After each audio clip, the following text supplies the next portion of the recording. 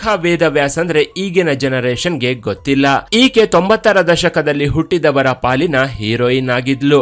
ಸುದೀಪ್ ಅಭಿನಯದ ಹುಚ್ಚ ಸಿನಿಮಾ ಮೂಲಕ ಕನ್ನಡಕ್ಕೆ ಕಾಲಿಟ್ಟಿದ್ದ ಈಕೆ ಕನ್ನಡ, ತೆಲುಗು, ತಮಿಳು ಸೇರಿದಂತೆ ಹಿಂದಿಯಲ್ಲೂ ಮಿಂಚಿದ್ರು. ಹೀಗೆ ಎಲ್ಲಾ ಇಂಡಸ್ಟ್ರಿಗಳಲ್ಲೂ ಬ್ಯುಸಿಯಾಗಿದ್ದ ಈಕೆ ಸ್ಟಾರ್ ಹೀರೋಯಿನ್ ಆಗಿ ಬೆಳೆದಿದ್ರು.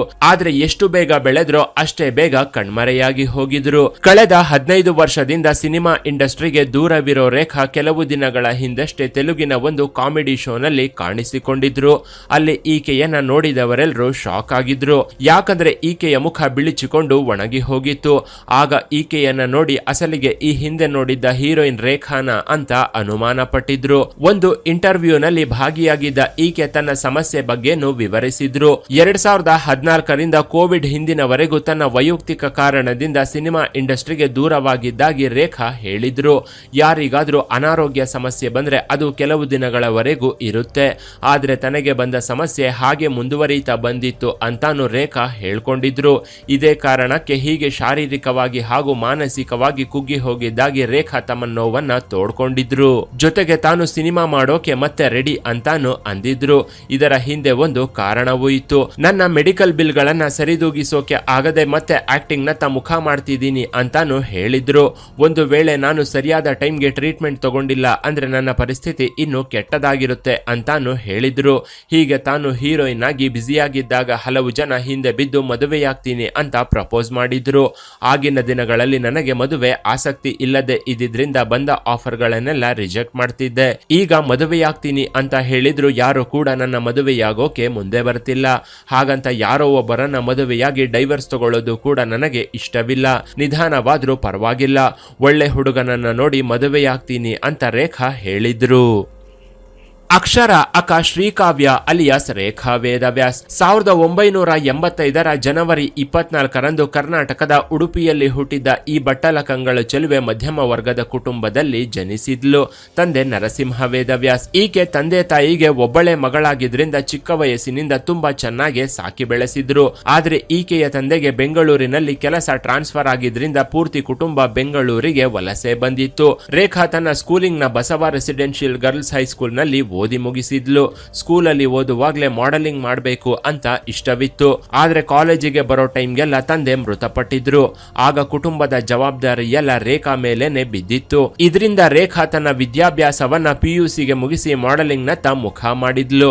ಆಕ್ಟಿಂಗ್ ನಲ್ಲಿ ಟ್ರೈ ಮಾಡ್ತಿದ್ದಾಗ್ಲೇ ಮೊದಲಿಗೆ ಒಂದು ಜ್ಯುವೆಲರಿ ಆಡ್ ನಲ್ಲಿ ಕಾಣಿಸಿಕೊಂಡಿದ್ರು. ಈಕೆಯ ಫೋಟೋಗಳನ್ನ ಜ್ಯುವೆಲರಿ ಶಾಪ್ ನವರು ಎಲ್ಲಾ ಕಡೆ ಹಂಚಿದ್ರಿಂದ ಈಕೆ ನಟಿಯಾಗೋಕು ಮೊದಲೇ ಎಲ್ಲರ ಗಮನವನ್ನ ಸೆಳೆದಿದ್ಲು. ಅದೇ ಟೈಮಲ್ಲಿ Om Prakash Rao AK-47 cinema direct ಮಾಡ್ತಿದ್ದು ಹೀರೋಯಿನ್ ಬೇಕು ಅಂತ ಹೊಸ ಮುಖಗಳನ್ನ ಹುಡುಕ್ತಿದ್ರು.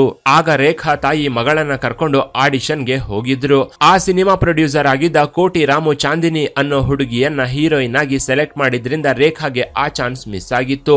ಆದ್ರೆ ಓಂ ಪ್ರಕಾಶ್ ರಾವ್ ರೇಖಾಗೆ ಮತ್ತೆ ಚಾನ್ಸ್ ಕೊಟ್ಟಿದ್ರು. 2001ರಲ್ಲಿ ರಿಲೀಸ್ ಆಗಿದ್ದ ಸುದೀಪ್ ಅಭಿನಯದ ಹುಚ್ಚ ಸಿನಿಮಾದಲ್ಲಿ ಈಕೆಗೆ ಚಾನ್ಸ್ ಒಲಿದು ಬಂದಿತ್ತು. ಹುಚ್ಚ ಸಿನಿಮಾ ಶೂಟಿಂಗ್ ಟೈಮ್ ಅಲ್ಲಿ ಶ್ರೀ ಮಂಜುನಾಥ ಸಿನಿಮಾ ಪ್ರೊಡ್ಯೂಸರ್ ಆಗಿದ್ದ ಜಯಾ ಶ್ರೀದೇವಿ ಶೂಟಿಂಗ್ ಸ್ಪಾಟ್ ಗೆ ಬಂದು ರೇಖಾ ಆಕ್ಟಿಂಗ್ ನ ಇಷ್ಟಪಟ್ಟಿದ್ರು. ಹೀಗಾಗಿ ಈಕೆಯನ್ನ ತೆಲುಗು ಸಿನಿ ದಿಗ್ಗಜ ರಾಮಾಜಿರಾವ್ಗೆ ಪರಿಚಯ ಮಾಡಿಸಿದ್ರು. ರಾಮಾಜಿರಾವ್ ತೆಲುಗಿನ ಚಿತ್ರಂ ಸಿನಿಮಾನ ಕನ್ನಡದಲ್ಲಿ ಮಾಡೋ ಮೂಲಕ ಈಕೆಯನ್ನ ನಟಿ ಮಾಡಬೇಕು ಅಂತ ಅವತ್ತು ಅನ್ಕೊಂಡಿದ್ರು. ಪ್ರಭುದೇವ ಸಹೋದರ ನಾಗೇಂದ್ರ ಪ್ರಸಾದ್ ಹೀರೋ ಆಗಿ ಆಯ್ಕೆ ಮಾಡಿ ರೇಖಾನ ಹೀರೋಯಿನ್ ಆಗಿ ಸೆಲೆಕ್ಟ್ ಮಾಡಿದ್ರು. ಈ ಸಿನಿಮಾಗಾಗಿ ಹೊಸ ಮುಖವನ್ನ ಹುಡುಕ್ತಿದ್ದಾಗ್ಲೇ ರೇಖಾ ಸುದೀಪ್ ಜೊತೆ ಆಕ್ಟ್ ಮಾಡ್ತಿದ್ರಿಂದ ರಾಮಾಜಿರಾವ್ಗೆ ಪರಿಚಯವಾಗಿ ಚಾನ್ಸ್ ಸಿಕ್ಕಿತ್ತು.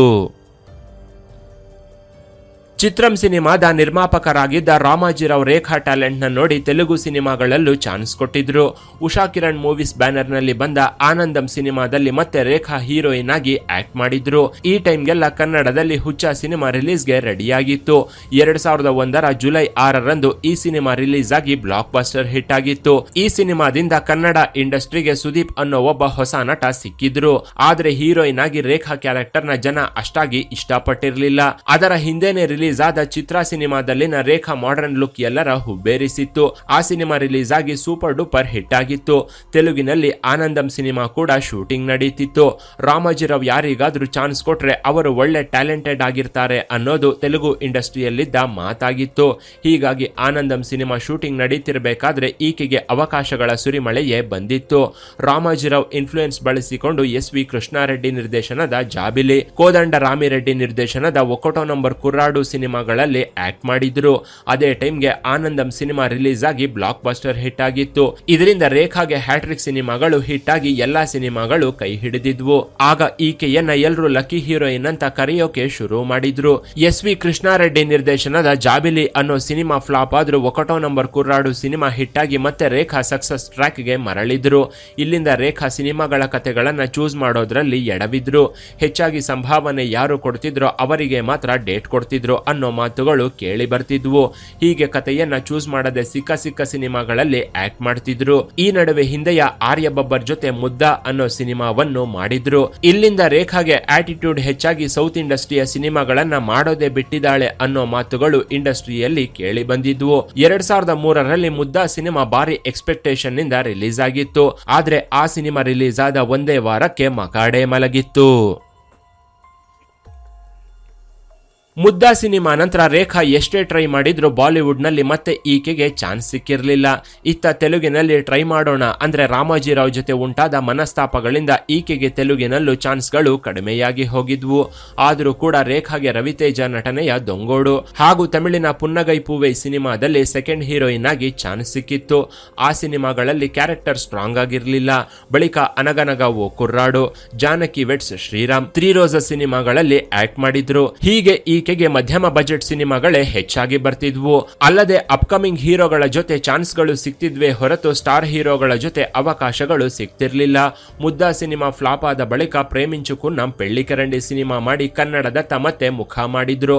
ಆಗಷ್ಟೇ ಹೀರೋ ಆಗಿ ಕನ್ನಡ ಇಂಡಸ್ಟ್ರಿಗೆ ಪಾದಾರ್ಪಣೆ ಮಾಡಿದ್ದ ಕಾಮಿಡಿ ಟೈಮ್ ಗಣೇಶ್ ಅಭಿನಯದ ಚೆಲ್ಲಾಟ ಸಿನಿಮಾದಲ್ಲಿ ರೇಖಾ ಗಣೇಶ್ಗೆ ಜೋಡಿಯಾಗಿದ್ರು. ಕಡಿಮೆ ಬಜೆಟ್ ನಲ್ಲಿ ತಯಾರಾದ ಈ ಸಿನಿಮಾ ಬಾಕ್ಸ್ ಆಫೀಸ್ ಹಿಟ್ ಆಗಿತ್ತು. ಇದಾದ ನಂತರ ಗಣೇಶ್ ಮುಂಗಾರು ಮಳೆ ಮೂಲಕ ಗೋಲ್ಡನ್ ಸ್ಟಾರ್ ಆಗಿ ಹೋಗಿದ್ರು.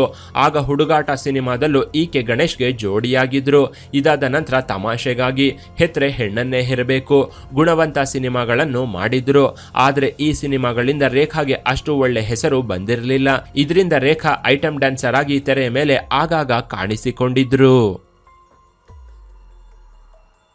2014ರ ಬಳಿಕ ರೇಖಾಗೆ ಪೂರ್ತಿಯಾಗಿ ಸಿನಿಮಾ ಅವಕಾಶಗಳು ನಿಂತು ಹೋಗಿದ್ವು. ಇಲ್ಲಿಂದ ಸಿನಿಮಾ ಇಂಡಸ್ಟ್ರಿಗೆ ಫುಲ್ ಸ್ಟಾಪ್ ಹಾಕಿ ಬೆಂಗಳೂರಿನಿಂದ ಬಾಂಬೆಗೆ ಶಿಫ್ಟ್ ಆಗಿದ್ರು. ಸದ್ಯ ರೇಖಾ ತನ್ನ ತಾಯಿ ಜೊತೆ ಮುಂಬೈನಲ್ಲಿ ವಾಸ ಮಾಡ್ತಿದ್ದಾರೆ. 2014ರಿಂದ 2023ರವರೆಗೂ ರೇಖಾ ಎಲ್ಲೂ ಕಾಣಿಸಿಕೊಳ್ಳದೆ ಇದ್ದಿದ್ರಿಂದ ಈಕೆಯನ್ನ ಎಲ್ಲರೂ ಮರೆತೇ ಹೋಗಿದ್ರು. ಈ ನಡುವೆ ಕಾರ್ ಆಕ್ಸಿಡೆಂಟ್ ಆಗಿ ಈಕೆ ಮೃತಪಟ್ಟಿದ್ದಾಳೆ ಅನ್ನೋ ಸುದ್ದಿಗಳು ಕೂಡ ಹರಿದಾಡಿದ್ವು. ಆದ್ರೆ ಆಕೆ ರೇಖಾ ಅನ್ನೋ ಸೀರಿಯಲ್ ಆರ್ಟಿಸ್ಟ್ ಅನ್ನೋದು ನಂತರ ಎಲ್ರಿಗೂ ಗೊತ್ತಾಗಿತ್ತು. ಆದ್ರೆ ಅದು ಹೀರೋಯಿನ್ ರೇಖಾ ಅನ್ಕೊಂಡು ಎಲ್ರು ಶ್ರದ್ಧಾಂಜಲಿಯನ್ನ ಕೋರಿದ್ರು. ಮಾರನೇ ದಿನವೇ ತಾನು ಕ್ಷೇಮವಾಗಿರೋದಾಗಿ ನಟಿ ರೇಖಾ ಸ್ಪಷ್ಟಪಡಿಸಿದ್ರು. ಇತ್ತೀಚೆಗೆ ತೆಲುಗು ಶೋಗಳಲ್ಲಿ ಕಾಣಿಸಿಕೊಳ್ತಿರೋ ಈಕೆ ನನಗೆ ಸಿನಿಮಾಗಳಲ್ಲಿ ಯಾವ ರೋಲ್ ಕೊಟ್ರು ಮಾಡ್ತೀನಿ ಅಂತ ಹೇಳ್ತಿದ್ದಾರೆ. ಆಗ್ಲೇ ರೇಖಾ ತಮಗೆ ಇರೋ ಸಮಸ್ಯೆಗಳ ಬಗ್ಗೆನೂ ಹೇಳ್ಕೊಳ್ತಾ ಬಂದಿದ್ದಾರೆ. ಅಲ್ಲದೆ ಹಣದ ಅವಶ್ಯಕತೆ ಇದ್ದು ಅದಕ್ಕೋಸ್ಕರ ಆಕ್ಟಿಂಗ್ ಮಾಡೋಕೆ ರೆಡಿ ಅಂತಾನು ಹೇಳಿದ್ರು. ಹೀಗೆ ರೇಖಾ ಇಂಡಸ್ಟ್ರಿಯಿಂದ ದೂರವಾದ ಮೇಲೆ ಕಾಯಿಲೆಯಿಂದ ಬಳಲಿ ಅದಕ್ಕೆ ಟ್ರೀಟ್ಮೆಂಟ್ ತಗೊಂಡ್ರು ಈಕೆ ಮೊದಲಿನಿಂದ ಚಾರ್ಮ್ನ ಕಳ್ಕೊಂಡಿದ್ದಾಳೆ. ಇದರಿಂದ ಈಕೆಗೆ ಅವಕಾಶಗಳು ಕಂಪ್ಲೀಟ್ ಆಗಿ ನಿಂತು ಹೋಗಿವೆ. ರೇಖಾ ಪರಿಸ್ಥಿತಿಯನ್ನ ನೋಡಿ ಕೆಲವರು ಮರುಕಾಪಟ್ಟಿದ್ರು. ಆದ್ರೆ ಇದೀಗ ಮದುವೆಯಾಗದೆ ಉಳಿದಿರೋ ರೇಖಾ ಇಡೀ ಭಾರತದಲ್ಲಿ ನಾನು ಮತ್ತು ಸಲ್ಮಾನ್ ಖಾನ್ ಮದುವೆಯಾಗದೆ ಉಳಿದು ಬಿಡ್ತೀವೇನೋ ಅನಿಸ್ತಿದೆ ಅಂತ ಇತ್ತೀಚೆಗೆ ನಡೆದ ಒಂದು ತೆಲುಗು ಇಂಟರ್ವ್ಯೂನಲ್ಲಿ ಹೇಳಿದ್ರು. ಅಲ್ಲದೆ ಒಳ್ಳೆ ಹುಡುಗರು ಯಾರಾದ್ರೂ ಇದ್ರೆ ನನಗೆ ಮೆಸೇಜ್ ಮಾಡಿ ಅಂತ ತಮ್ಮ ಇನ್ಸ್ಟಾಗ್ರಾಮ್ ಐಡಿಯನ್ನು ಕೊಟ್ಟಿದ್ದಾರೆ. నిజంగా జెన్యూన్లీ మంచి వాళ్ళు అయితే డిఎం చేయండి. నా ఇన్స్టాగ్రామ్ ఐడి చాలా సింపుల్. నా పేరేంటి ఆనందం రేఖ. ఇన్స్టా ఐడి నాదే ఆనందం_రేఖ. ಒಳ್ಳೆ ಕ್ಯಾರೆಕ್ಟರ್ ಇದ್ದು ಕೇರ್ ತಗೊಳ್ಳೋ ಹುಡುಗ ಸಿಕ್ಕಿದ್ರೆ ಮದುವೆಯಾಗ್ತೀನಿ ಅಂತಾನು ರೇಖಾ ಸ್ಪಷ್ಟಪಡಿಸಿದ್ದಾರೆ. ಇನ್ನು ಈಕೆ ಬಗ್ಗೆ ನಿಮ್ಮ ಅಭಿಪ್ರಾಯವನ್ನ ಕಾಮೆಂಟ್ ಮಾಡಿ. ಕೆಳಗಿನ ಡಿಸ್ಕ್ರಿಪ್ಷನ್ ಬಾಕ್ಸ್ ನಲ್ಲಿ ವಾಟ್ಸ್ಆಪ್ ಚಾನೆಲ್ ನ ಲಿಂಕ್ ಕೊಡಲಾಗಿದ್ದು ಅದನ್ನ ಸಹ ಫಾಲೋ ಮಾಡಿ. ಇನ್ನಷ್ಟು ಇಂಟ್ರೆಸ್ಟಿಂಗ್ ವಿಡಿಯೋಗಳಿಗಾಗಿ ಚಾನೆಲ್ ನ ವಿಸಿಟ್ ಮಾಡಿ.